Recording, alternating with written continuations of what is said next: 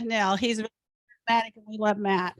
Most of you know Matt, but I am going to read his bio because it's so impressive. I think some of you really don't understand what all this man does. So bear with me.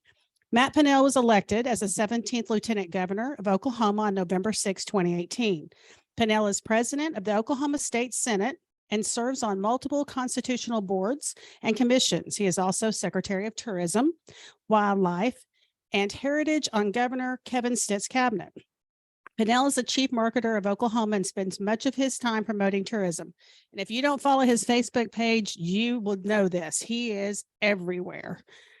Oklahoma's third largest industry, in partnership with the Oklahoma Tourism and Recreation Department, he launched the Oklahoma Fishing Trail Oklahoma Road Trip and #OkayHereWeGo tourism campaign, which has generated more than $91 million in revenue since 2019.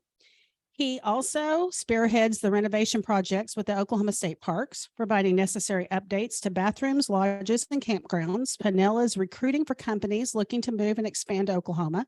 Each year, he hosts the Lieutenant Governor's Turkey Hunt, a 2-week event that showcases Oklahoma to prospective out-of-state companies and site selection representatives. He launched the statewide rebrand in 2020, a campaign that has streamlined state agency process and saved taxpayer dollars. As an entrepreneur himself, Pinnell champions small business growth. He serves on the Oklahoma Department of Commerce Committee focused on small business growth, entrepreneur, and workforce development. In 2022, he launched a Look at Oklahoma Career Tech, a video interview series that showcased the education and employment opportunities in the state's career tech system. Matt has an advertising degree from Oral Roberts University. He lives in Tulsa with his wife of 20 years and their 4 children. So now I'm going to let Matt come talk to you about all the things he does in Oklahoma. I just want to know when he's going to bring Mike Rowe to visit us, because I like Mike Rowe. Get Mike Rowe here. I can get Mike Rowe here. Yeah. All right, hear me. Oh, there we go. There we go. Well, thank you all so much. I was going to embarrass your kids, by the way. I was going to say, hey, do you guys date? Because they could be quite the power couple, you know. But it does warm my heart. I hope it does you all as well, to see that we have a next generation of Oklahomans that are going to be probably taking care of a lot of us, but running the next businesses in this state. As a dad of 4 kids. That's why I'm doing what I'm doing. And so round of applause for these parents that raised those kids. I mean that. I've got 4, so it's kind of the constantly a Jesus take the wheel moment in our house. You know, my oldest is a junior. So anyway, that warmed my heart a little bit, seeing those 2 kids introduce themselves. I'll be somewhat brief because I want to make sure I have some time for some questions as well. But certainly one of my partners in crime, I guess I shouldn't say crime, is Christy here, who visits Stillwater. If you don't know Christy, I hope you know Christy. We are on a radio show, gosh, now probably about every other week, it seems like, here in the Stillwater area. But Christy was one of the first people that introduced herself to me when I got elected lieutenant governor 4 years ago now, because she knew that I was passionate about tourism. It was a big reason why I ran for the office in the first place, because I did not believe from a statewide perspective that we were promoting the state the way that we should be promoting it. It's one of the greatest assets that we have, our tourism industry. It's so unique. Christy was already hustling around the state doing this, but I just want to say thank you, because she's one of the best CVB directors in the entire state. I'm not just saying this. You all should know this already. She's wonderful. We just hired a new director at our Department of Tourism. I said, well, I can tell you who you need to call. You need to call Christy. And I gave her 2 other CVB directors around the state. So we have a lot of momentum in that industry right now, but it has a lot to do with the CVB directors that we have around the state. I mean, we have 77 counties.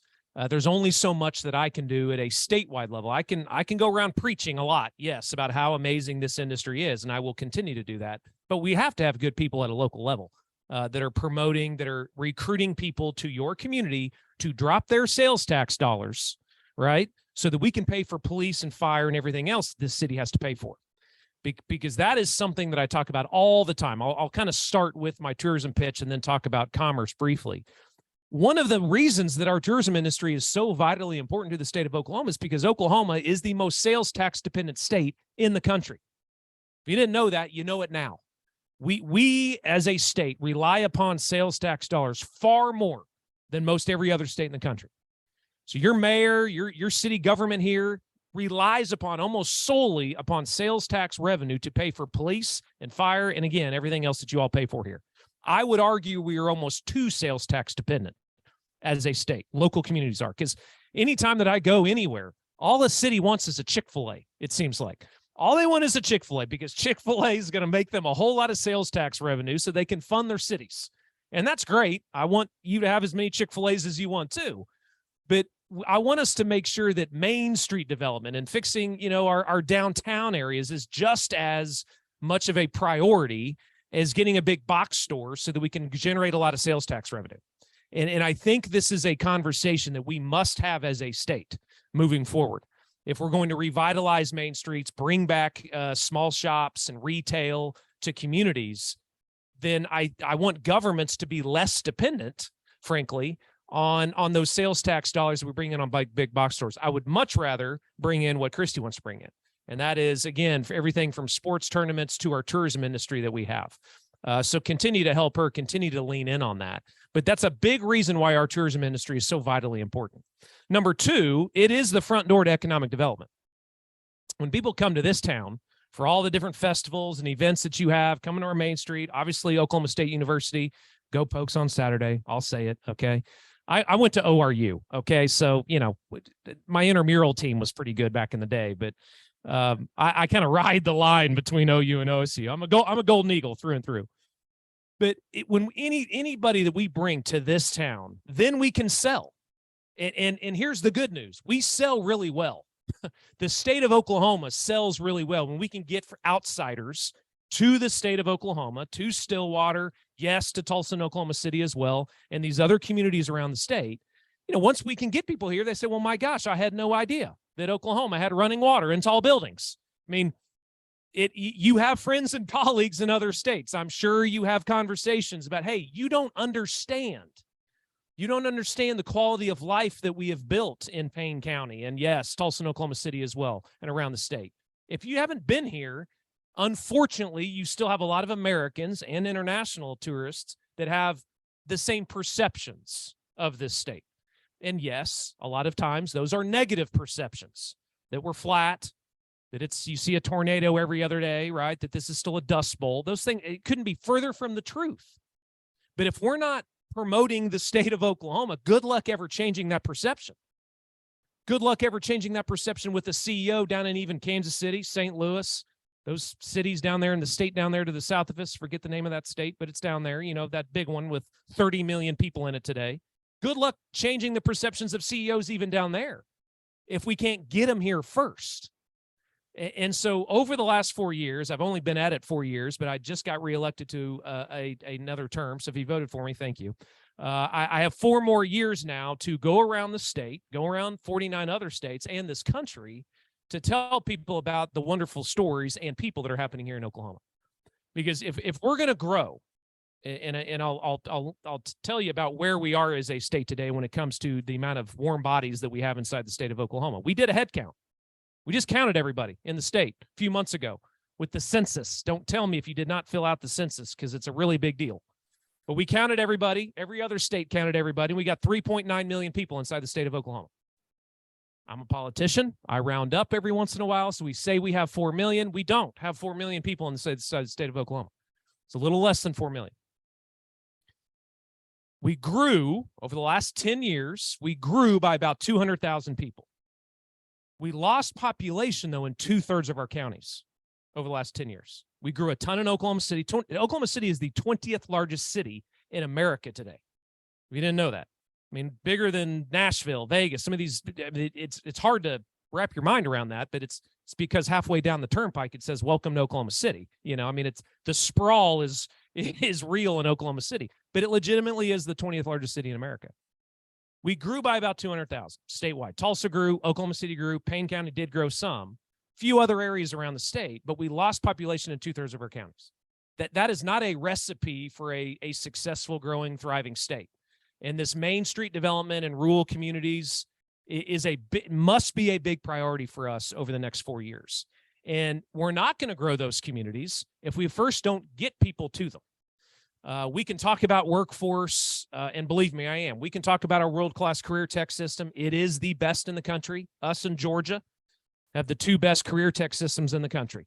We are top 10 in those areas. And it's why I'm talking about it every day, because more moms and dads need to know about the career path that they can go at one of our career tech systems and make, by the way, over $100,000 a year within 18 months. I mean, I know Leslie Osborne was here, last week? She probably told the statistic about the average age of anyone that's a plumber inside the state of Oklahoma today. I mean, it's over the age of 50. It's really actually close to the age of 60 now. We've got to close a skills gap in this state. There's no doubt about it. And we can leapfrog a whole lot of other states when it comes to closing that skills gap because of our career tech system. But again, we can do all of those things, but if we're not keeping homegrown talent, not keeping our boys and girls in this state, with the quality of life that we've built, we can now make that pitch. We can make that pitch to kids growing up here, young or old, it doesn't matter. But that's where we are, 3.9. My pitch to every Lions club, every Rotary that I go to around the state of Oklahoma, where do we want to be? I mean, who do we want to be as a state? Because if you keep sending your state reps and state senators down to the state capitol without casting a 10-year vision, because I believe it needs to be a 10-year plan. We're short-term thinking at our state capitol has been very detrimental to this state. But where do we want to be? Because if we don't think that way, hey, posting a number, the thermometer campaign that I'm sure even you as a Rotary have, right? We got to raise $10,000 this year to pay for what? I'm going to start taking, posters around with a 3.9 on it. And I want to hit at least 4.4. I mean, we need to post a number. We need to at least have a vision in this state of where we want to be. Because I can tell you right now, if we only grow by 200,000 people over the next 10 years, which is just okay. It's not great. It's okay. But are you done saying Oklahoma is okay? I know the musical that we just played. I get it. It was on our license plate for a very long time, too. It's not good enough to get our 6th congressional seat back. I can tell you that right now. We did not grow enough over the last 10 years to get that 6th congressional seat back. Because of that, Frank Lucas still has from Guyman to Sapulpa. It's the 2nd largest congressional seat in the entire country. And I love Frank Lucas, okay? Love him to death. But if Big Frank was here, I'd tell him too. His congressional district is too big. And it's too big because we haven't grown enough as a state over the last 10 years to pick up that 6th seat. You know who picked up 3 congressional seats? That state down there to the south of us. 3 congressional seats. As I said, there is 30 million people in Texas today. 30 million.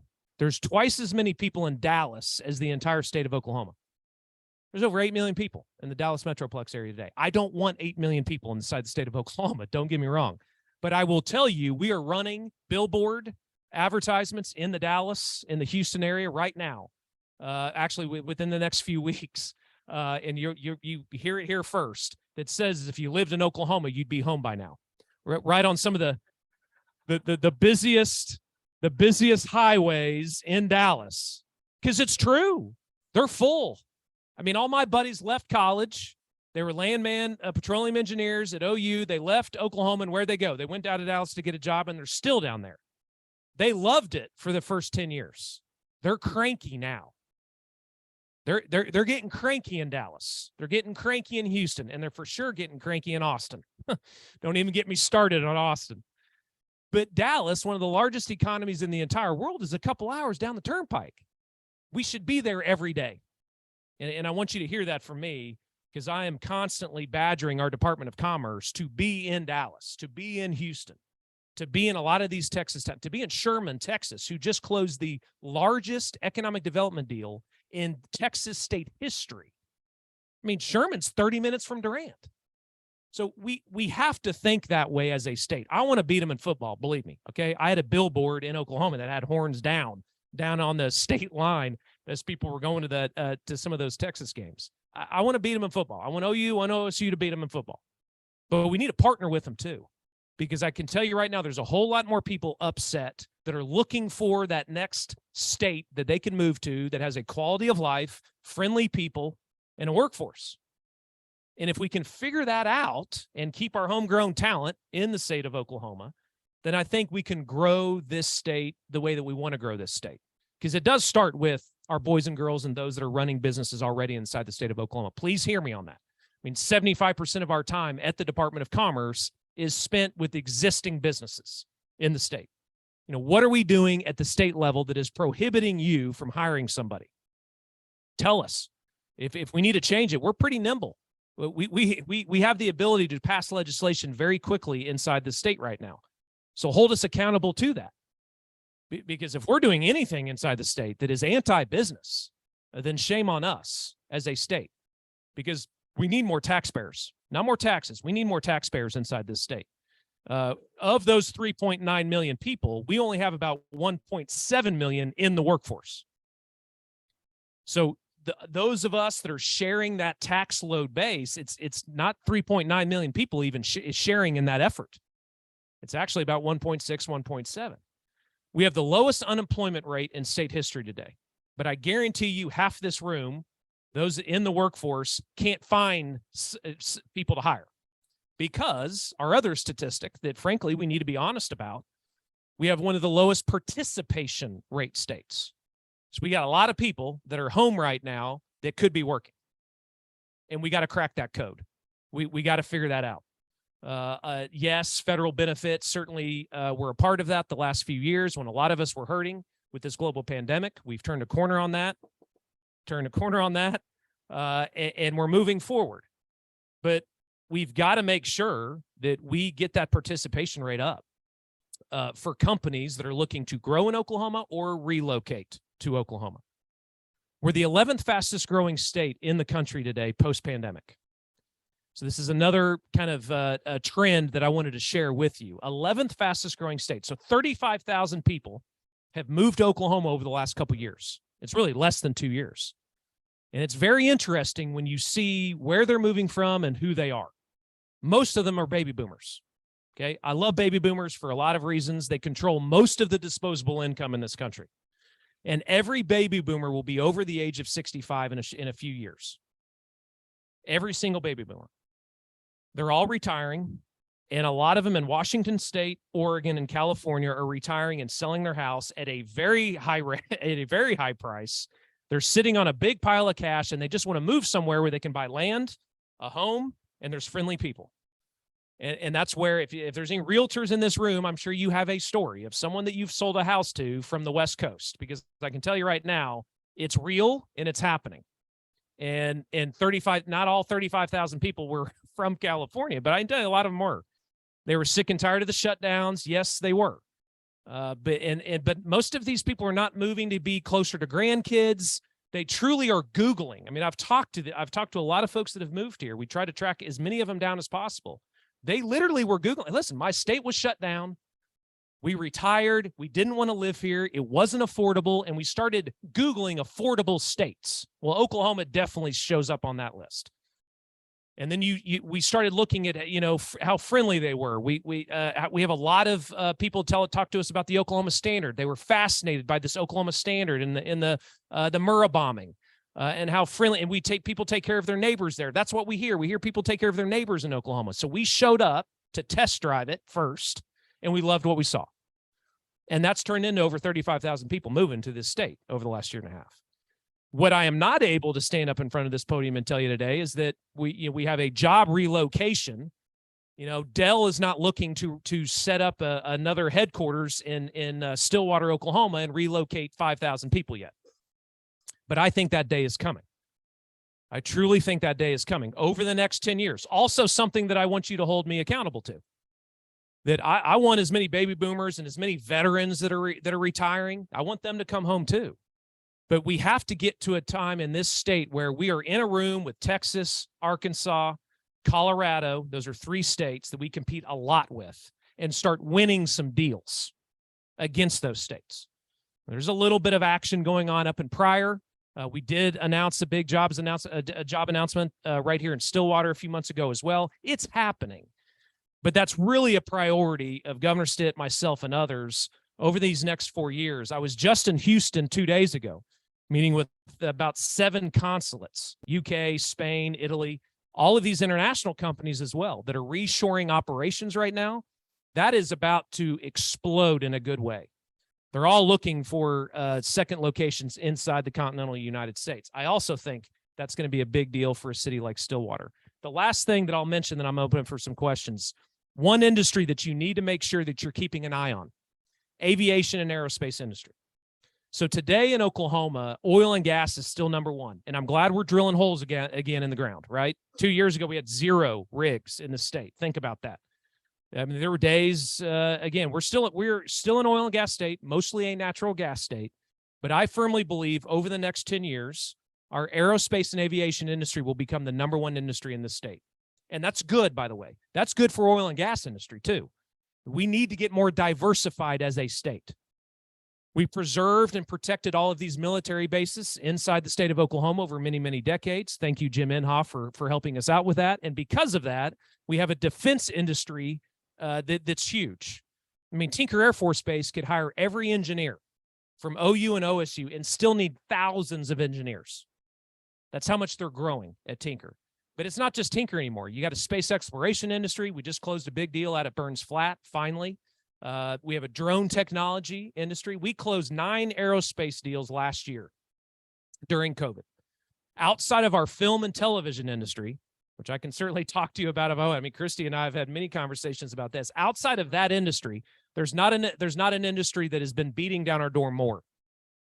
It's this film and television industry that we have that is red hot right now, and yes, aerospace and aviation. So we need a whole lot more engineers. If you got kids, if you got grandkids, please tell them to take a look, certainly at those degree programs at OSU in particular. With that, I could talk for a long time. I love what I'm doing. I want you to know that. But what I just talked to you about, I'm going to try to stay pretty focused on. Because if I go down a rabbit trail somewhere where I don't have authority as your lieutenant governor, I believe I'm going to be wasting your time. I can move the needle a lot when it comes to tourism and economic development. They go together. And that means more people coming here, and that means more people staying here, so that Oklahoma actually can be a state, the best state to live, work, and play. I firmly believe it. With that, let me open up maybe for a few questions that you may have. Yes, here and then here. Yeah. Us because you come up with great jingles, yeah, but Oklahoma is not one we want. I know you didn't come up with that.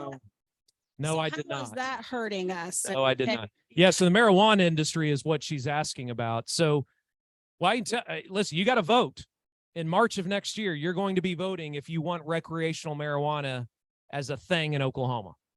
So, if you didn't know that, that's now on the ballot in March of next year. 2 states voted that down recently. 1 state voted it in. Most states are voting in medical marijuana, which, as everyone I'm sure in this room knows, we did. Well, we did that with no guardrails in place whatsoever a few years ago. And it was a complete mess. Still is in a lot of ways, actually. The market has changed some. We have, and I don't know if Leslie shared with you the number of dispensaries and the number of grow facilities. The grow facilities are way down. The dispensaries are still rocking and rolling. We have more dispensaries in the state of Oklahoma than the state of California. Let me read, and that is true. But it's because California, again, imagine that, is more regulated than Oklahoma is when it comes to their medical marijuana industry. So there will be further legislation this session putting more guardrails up on this medical marijuana industry that we have. I can't tell you what's going to happen in March, though.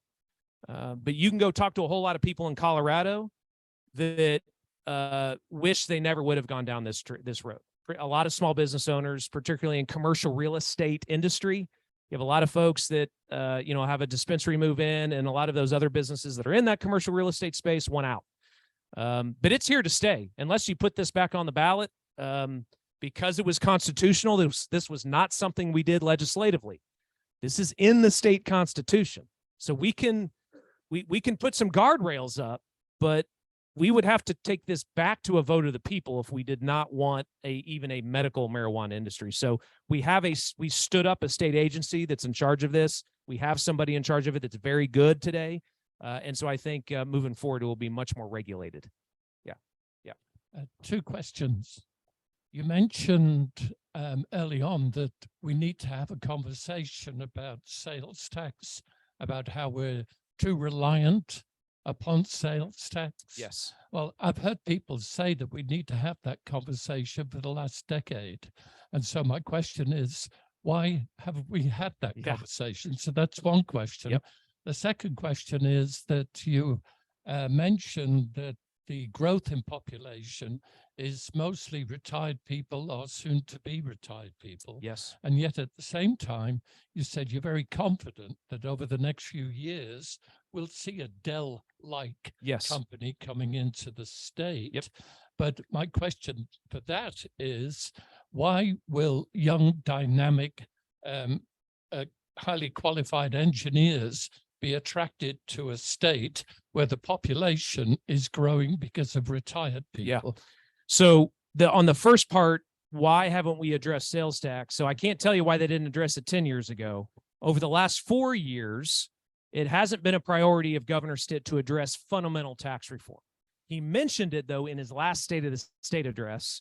I believe this will be something that he tackles in his second term. Of looking, now listen, I don't want Texas's property taxes either, okay? So Texas, everybody talks, well, Texas doesn't have an income tax. Well, Texas is getting their taxes in a lot of places. I know they don't have an income tax, and that's great that they don't. But we have to remember their property taxes are outrageous. And so but there needs to be a conversation about having fundamental tax reform conversation in the state of Oklahoma. And I believe that's coming in Governor Stitt's second term. The reason I believe that we can keep next generation talent in the state of Oklahoma today is because we've invested in quality of life in our major communities. I can make a pitch to any engineer in Dallas today that Oklahoma City, Tulsa, Stillwater, Norman, just name 10 to 15 urban areas inside the state of Oklahoma. I can make a pitch today that they're just as good as communities as Dallas, or better, frankly, because you're not dealing with a 2-hour commute. I could not have made that pitch 20 years ago. No way could I have made that pitch 20 years ago in Oklahoma City or Tulsa. It's why Oklahoma City passed maps, because they lost the airline, because the airline secretly sent families into Oklahoma City. It's a true story. And it was genius for them to do it. They sent families to Oklahoma City, didn't tell Oklahoma City. Those families went back to that airline and said, there's no way we're moving to Oklahoma City. We'll go to Indianapolis, but there's no way we're moving to Oklahoma City. If that were today, totally different. Totally different. So that's why I'm confident. I think it's great that, Florida is a baby boomer paradise as well, but they're also keeping next generation talent in that state too. My pitch to you, particularly when it comes to Texas, not Florida, but Texas, because it's about the same climate. A lot of our people are down there. If we're going to grow more than we did 10 years ago, it's going to be because we have a specific plan for the state of Texas, along with, yes, people moving from Colorado, Oregon, Washington, particularly West Coast migrating back east. That's my pitch. And economists and site selection reps echo what I'm talking about. They believe that's part of the secret sauce that we can put together here in Oklahoma. Yeah. You can yell it, I'll repeat it. Yeah. Next and then next. Okay. Oh, sorry. Yeah. Thank you. Sorry about that. You're in charge of that microphone. Yeah. She's You're always in charge. Okay. My name's Abby. A lot of my work is around workforce development. So I appreciate all the efforts to bring more businesses to Oklahoma. I'm also a millennial and I have 2 small kids. Great. And I would say the biggest part of decision-making criteria for my husband and I on where to live, number 1 is cost of living. Number 2 is quality of education. Yep. I haven't heard education be brought up, and Yep. I'll be honest, I'm terrified of the trajectory of public education in our state. Yeah. And it's really forced our family to have more conversations around that. Yep. And I'd love to hear your thoughts on it. Yeah, and I'm glad you bring it up. Again, when I have 20 or 30 minutes, I usually just focus on a couple swim lanes. Listen, I've got 4 kids. I got 3 at Jinx, 1 at Regent in the Tulsa area. There's a reason that we live in South Tulsa, and it's so that my kids can go to Jinx and not the Tulsa public school system. And I would say that if the Tulsa public superintendent was standing right here. We have a long way to go. I am not supportive of the tone that we use either. I know tone and only goes so far, but the teacher's job and administrator's job is already hard enough. And when we're doubling down on some of the rhetoric that is used in this state or nationally, that's not helpful. So again, long way to go. I would tell you that it's prime time right now for you to have as good of a relationship with your state reps and state senators as it's ever been before when it comes to education. I'm not passing the buck. I'm just saying we're going to look at, again, this legislative session, everything from vouchers to teacher pay. And the people that push that yay or nay button are your state reps and your state senators.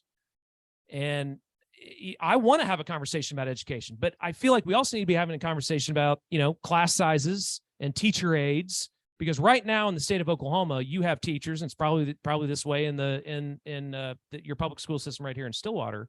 You have teachers. Yes, I believe that pay can be more competitive, but if they have 30 to 35 to sometimes 40 kids in the classroom with no teacher aides, and they have to play mental health professional, well, good luck. I mean, I talk to teachers all the time and say, well, you can pay me $60,000 a year, but if I still have this kind of system where I'm not allowed to teach, I'm just teaching to a test, and I have to be mental health expert, and I don't have a teacher aide anymore, I'll go somewhere else. I'll go somewhere else. And I don't know what OSU's elementary education classes look like today, but I don't think they're full. Norman's aren't either. So I'm fine with talking about choice and these other things, but that's not going to fix our public education. We have 700,000 kids in our public schools today. Okay. That's where we are as a state. You can have a whole lot of choice. Every private school is full in the state of Oklahoma. Every charter school is full in the state of Oklahoma. So you can do all those things, but even if we do those, you're still going to have about the same amount of kids in our public school system in the state of Oklahoma. And thank God we got kids like this that are graduating, right? But that if we don't prioritize that, because it is true, we don't talk to a company where it's not one or two. Tell me about, yes, it's great that you're affordable. It's great that there's stuff to do now in Oklahoma, but tell me about your public schools. We've got a lot of work to do in Tulsa and Oklahoma City's public schools and elsewhere. But in particular, I will say, and we've seen it, Tulsa and Oklahoma City's public school systems have got to be better. I grew up in Tulsa public school system. But again, there's a reason I moved 15 miles to South Tulsa to go to Jenks. It's why Collinsville is one of the fastest growing cities in the state of Oklahoma today. It's why Owasso and Bixby and Jenks are growing. It's why Edmond is Edmond. Why? Because they're public schools. And if we continue to just say that, but then not address the fundamental issues that we have with public education today, I want them to be innovative. Believe me, I do. I want to hold them accountable. I want the dollar to get into the classroom. That's a whole other conversation, but that's a big issue here, because half of every one of your taxpayer dollars that you send to me to the state capitol is spent on public education today. Half of every dollar. Where are those dollars going? Right? We pay for an extra year in Oklahoma. So we have a pre-K program in Oklahoma. Most states don't pay for 13 years. We pay for 13 years in Oklahoma too. So anyway, I could talk to you for a couple hours about it, and I am going to be getting more vocal on it this next term. Yeah. What's your take on the proposed voucher system? How do you feel about it, and what will it do for education? Yeah, again, it has not been a priority of mine when I talk about education. Again, let's say it happens. The governor wants it to happen. The new superintendent of public education wants it to happen. I do not know if a majority of state representatives and state senators want it to happen, but that is going to play out this next legislative session. What I've told folks, you can put that system in place today, and you're still going to have about 700,000 kids in our public schools. Now, 10 years from now, what you may have, if you create a voucher system and you give every parent $5,000 or $5,000 or $6,000 is about what you get. It may be a little bit more than that. Then yes, you're probably going to have a few more private schools created inside the state of Oklahoma where the tuition is $5,000. That's what will happen. Okay, so just if we give every parent or grandparent or guardian that $5,000 magic ticket, there will be people in this state, or maybe not even in this state, that said, hey, Oklahoma just passed vouchers. Let's go create a private school in Enid, Oklahoma, which currently there's very few there. And lo and behold, imagine that the tuition is going to be $5,000. You will see that in Oklahoma. I don't think a parent should be married to the zip code of where that child is born or where their home is. And guess what? Good news. Inside the state of Oklahoma today, we have something called open transfer laws already on the books. Now, my argument on that, though, is they don't work real well. So my kids are at Jinx, right? If I was in McLean High School in Oklahoma in North Tulsa, and I wanted to get out of McLean and go to Jinx, you can't do that today because there's 0 open transfer openings at Union, Jinx, Deer Creek over in Oklahoma City.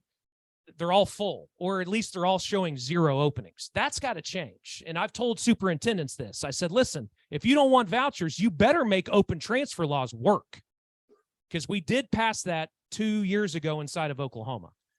There's been some successes. So if, you know, a mom or a dad, or again, anyone that's got a kid in a elementary, middle school, or high school, you are not married to that district anymore inside the state of Oklahoma. You can get out and go to another public school, but there's got to be openings in those public schools. And Bixby, Owasso, Jinx, Broken Arrow, Collinsville, these really, really popular public schools around Tulsa, they're showing 0 openings. And that's something that has to be fixed. So it's not going to be a priority of mine. If it happens, it happens, but that's not going to fix, again, a lot of our public school problems right now inside the state of Oklahoma. If we have a few more private schools and a few more charter schools 10 years from now, I'm fine with that, but you're still going to have about 700,000. Hopefully you're going to have more like 750,000 to 800,000 kids, because we're keeping more families inside the state of Oklahoma. What else? I'm getting the hook. One Yeah. last question. One last question. Well, I can tell you a few. I'll end on this. Christmas is coming, holiday season. Hopefully you're going to get out and explore Oklahoma a little bit more. Keep those dollars here instead of going to Branson. Okay, keep those dollars here. Go to Medicine Park. Go to Beavers Bend, Oklahoma. Go to Carlton Landing. I can give you some amazing places that you probably have never been before inside your state. And the best way to do that, and Christy and I talk about this, download the free Travel OK app on your phone. That's the one mandate for me as your lieutenant governor. I'm mandating that to you as a citizen of the state of Oklahoma. It's free, and you'll find 100 things to do this weekend, or 100, fall festivals this weekend. Let us prove it to you that there are some amazing things that even, a high school kid would actually say to their mom, my God, Oklahoma's kind of a cool place, Mom. Yes, it is, kid. Slap them on the back of the head, right? We can tell you what to do inside the state, but help us help you. Do a little bit of work again. Go to travelok.com or download the app. And of course, ask Christy. She'll tell you too. We're on to something as a state. And I look forward to serving with you for the next 4 years. Thank you all so much. Thank you. Thank you very much.